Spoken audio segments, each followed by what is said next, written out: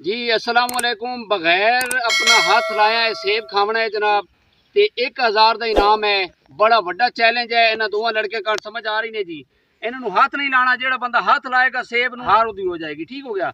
जेड़ा बंदा इनू हाथ नहीं लाएगा और ये सेब खा लेगा, ए 1000 रुपया उद हो जाएगा। ठीक हो गया जी। ए साढ़े चैनल सबसक्राइब कराए, बेल आइकन बटन प्रेस कराए और इंजॉय करो और सानू सपोर्ट करो। ठीक हो जी। अच्छा मैं सीटी मार रहा, बिल्कुल जरा जबरदस्त माहौल बनाना, सेब तले नहीं डाल देना और दूसरा जनाब इनू हाथ भी नहीं लाना। 1 2 3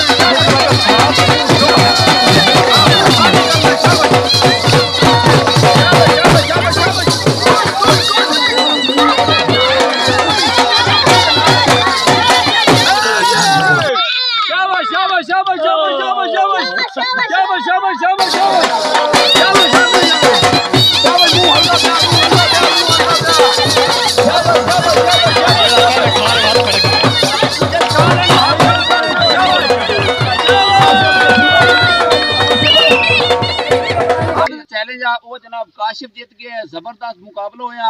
ਇਹਦੇ ਵਿੱਚ ਇਹਨਾਂ ਨੇ कोई हैंकी पैंकी नहीं की। साढ़े मेहमान खसूसी हैं हाफिज इमरान साहब जनाब अपने दस्ते मुबारक नाल ए इनाम 1000 रुपए दे सन काशिफ नु जनाब। ते जरा जोरदार ताड़ियां भाई।